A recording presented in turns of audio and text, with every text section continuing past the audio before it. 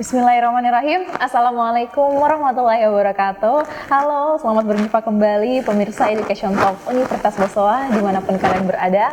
Senang sekali kembali saya Angga Zamas memandu Education Talk episode berikutnya. Dan seperti yang episode kemarin Ibu, kita sudah membahas hashtag kata dosen mengikuti nanti di bulan September ya Bu, kita sudah masuk tahun akademik baru lagi.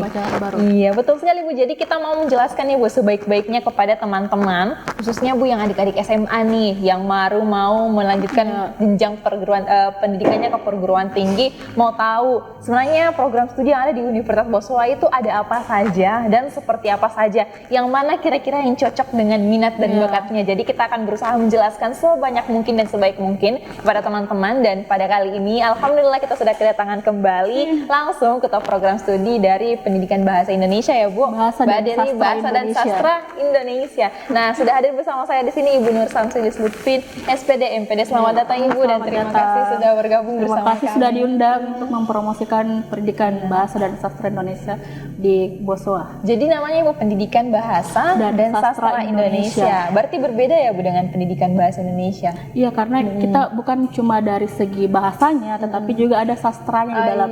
Jadi muatan mata kuliahnya itu pendidikan, bahasanya juga ada, sastranya juga ada. Iya, boleh lagi Bu dijelaskan lagi kembali. Iya. Saya jelaskan dulu ya sama FKIP-nya.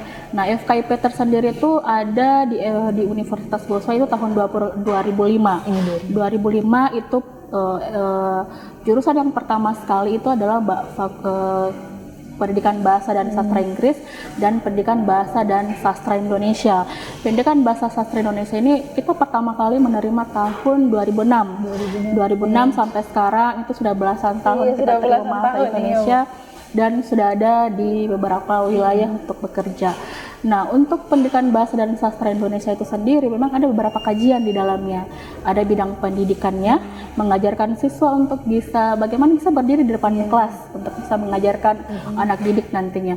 Terus ada juga bidang bahasanya, kajian bahasa. Bagaimana bahasa murni, bagaimana bahasa itu digunakan, bahasa Indonesia yang baik dan bahasa Indonesia yang benar digunakan di lingkungan masyarakat. Setelah itu ada juga bidang kajian linguistiknya. Jadi sebenarnya bahasa Indonesia itu menarik. Jadi ada fonologinya, morfologinya, sintaksisnya, semantiknya.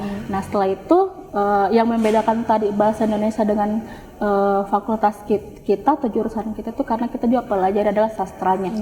Ada sastra di dalam, ada muatan sastranya, ada fiksinya, ada puisinya. Nah, setelah itu bagaimana bukan cuma dari segi ilmunya, tetapi juga bagaimana pengkajian dari sastra itu sendiri dan pengapresiasiannya. Seperti itu. Mungkin kalau membahas soal pendidikan bahasa Indonesia hanya berfokus untuk menghasilkan calon-calon guru ataupun pengajar yang berkualitas untuk bahasa Indonesia. Tapi di Universitas Bosowa ada bagian sastranya. Ada juga sastranya.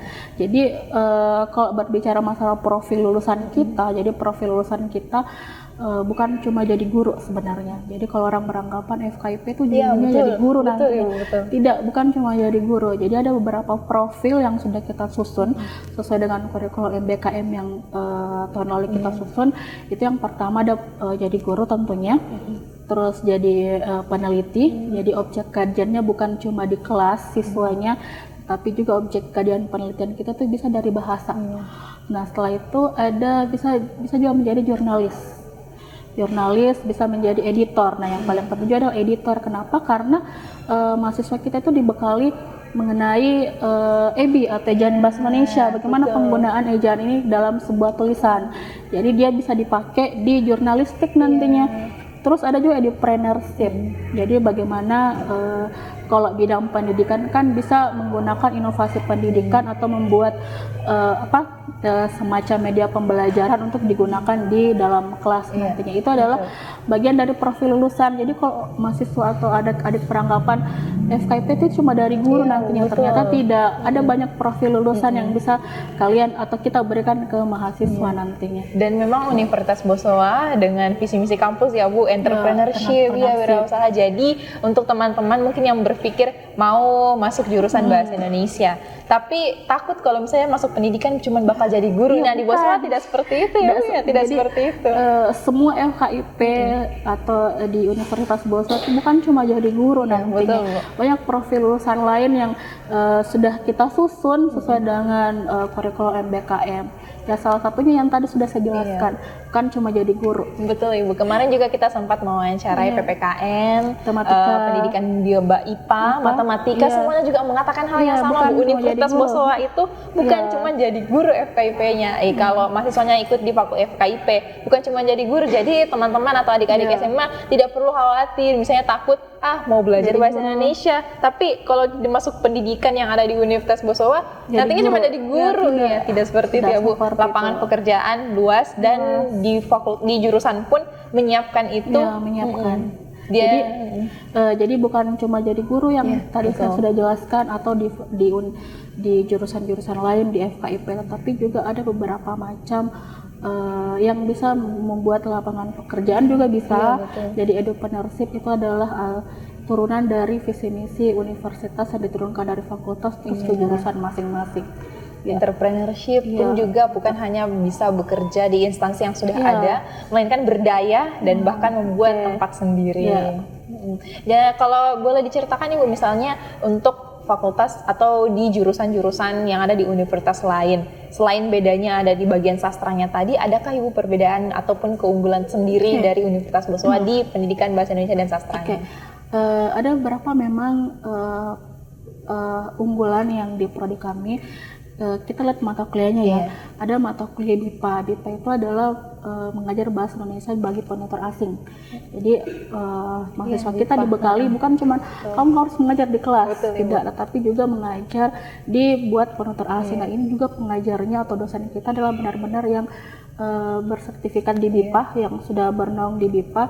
Terus selanjutnya ada mata kuliah lintas budaya. Nah, lintas budaya ini setiap tahun, ini baru berjalan beberapa tahun, mahasiswa kita itu bukan cuman ada di dalam kelas mendengarkan materi, tetapi juga dia dibawa ke daerah-daerah. Kemarin ada ke Kajang, ada ke Toraja untuk melihat bagaimana lintas budaya atau budaya yang ada di Sulawesi Selatan. Nah, ini juga yang menjadi salah satu unggulan kita. Kenapa? Karena untuk bahasa Indonesia itu bukan cuma dari siswanya atau di sekolah untuk mengambil penelitian, tetapi juga ada penelitian bahasanya. Dan kemarin pun ada yang membahas mengenai bagaimana ahli kode dan campur kode dari sebuah upacara Rambu Solo yang ada di Toraja. Ini juga menjadi salah satu hal yang menarik sebenarnya. Terus selanjutnya ada mata kuliah praktisi. Mata kuliah praktisi ini yang diajarkan oleh praktisi-praktisi. Kemarin kita mata kuliah untuk tentang aerolinguistik dan juga ada tentang BK yang diajarkan oleh langsung praktisinya. Bukan dosennya tapi praktisnya langsung datang ke kampus kita. Terus yang terakhir itu mengenai MBKM.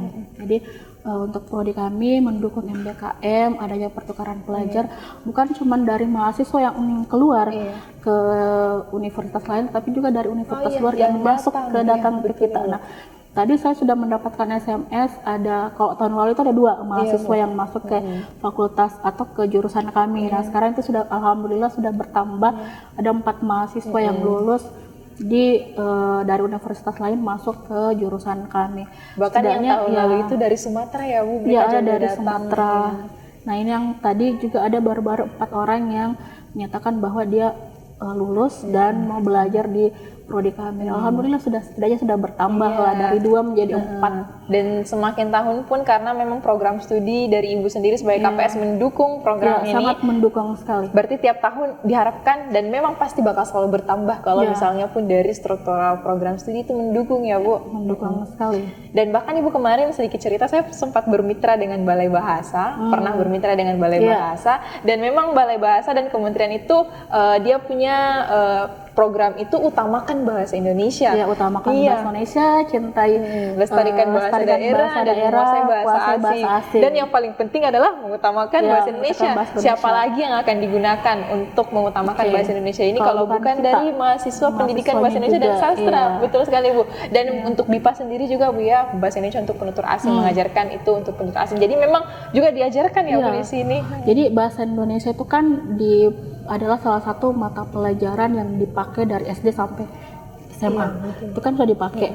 Setelah itu ketika kita masuk kuliah, memang bahasa Indonesia adalah salah satu mata kuliah dari 4 mata kuliah yang memang harus dianjurkan dipakai di semua jurusan.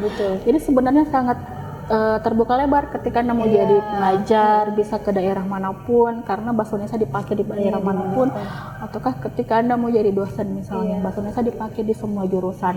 Sangat dibutuhkan dan bahkan pemerintah pun punya program untuk seperti itu, mengutamakan bahasa Indonesia. Ada 4 mata kuliah itu yang harus dipakai di setiap jurusan.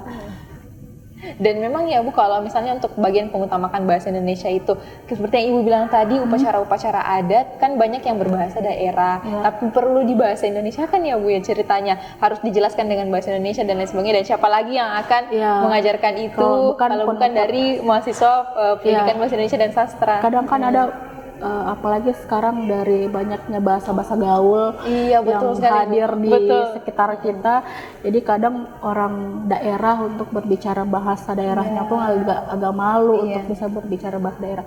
Padahal kita harus melestarikan bahasa daerah kita, jangan sampai bahasa daerah kita itu punah nantinya. Jadi nggak usah malu gunakan bahasa daerah, nggak usah malu untuk menggunakan bahasa daerah di lingkungan kita. Dan bahkan penggunaan bahasa daerah dan bahasa Indonesia pun itu sudah jadi program pemerintah untuk diutamakan dan dilestarikan. Jangan hanya bangga berbahasa asing atau tahu bahasa asing, tapi tidak tahu bahasa Indonesianya apa. Tapi tidak melestarikan bahasa daerahnya. Betul. Untuk setidaknya adalah penutur aslinya untuk bahasa daerah. Jangan sampai kalau penutur aslinya punah kan kita tidak tahu di mana lagi kita mau belajar bahasa daerah kita sendiri kalau bukan kita yang melestarikan. Dan juga setiap dari mengutamakan bahasa Indonesia itu sendiri berarti memang ya, Bu, kalau ini adalah program pemerintah secara khusus bahkan di jurusan itu diajarkan ya, Bu, semuanya bagaimana caranya belajar bahasa Indonesia yang baik dan benar. Pun juga tadi EBI, ejaan bahasa Indonesia. Iya, sudah bukan EYD lagi ya, Bu. Sudah berubah. Teman-teman harus tahu ini. Jadi EYD menjadi EJB, ejaan bahasa Indonesia. Bahkan juga mungkin ya diajarkan padanan kata bahasa Indonesia yang baik dan benar. Kalimat efektifnya seperti apa. Jadi adik-adik yang mau bergabung silahkan. Betul sekali, Bu. Dan jadi adik-adik ya, kan kalau misalnya seperti yang tadi Ibu bilang dari SD sampai SMA bahkan sudah diajarkan. Dan mungkin banyak ya, Bu, adik-adik yang dari jurusan bahasa mau melanjutkan pendidikannya juga, tapi itu ya terkendala karena mungkin takut kalau biasa belajar bahasa Indonesia di Bosowa hanya ada pendidikan, tapi takut karena jadi guru ya. Sudah dijelaskan tadi tidak usah takut, bukan hanya jadi guru dan di dalamnya pun belajar selain disiapkan menjadi tenaga pengajar yang profesional pun juga diajarkan berbagai hal lain. Boleh jadi selain untuk adat budayanya tadi ya, Bu, saya tertarik sekali dengan bahasa budaya. Kan salah satu budaya. Jadi harus dilestarikan. Nah, itu kemarin saya bisa menceritakan sedikit mengenai mahasiswa kita yang mengambil kajian mengenai bahasa dalam sebuah penelitiannya. Jadi kalau di bidang pendidikan itu kan biasanya orang beranggapan ambil kajiannya itu di sekolah misalnya. Objek penelitiannya adalah anak didiknya. Tapi kalau di bahasa itu bukan cuman anak didik, tapi juga Anda bisa mengapresiasikan sebuah karya sastra atau meneliti karya sastra misalnya. Itu boleh.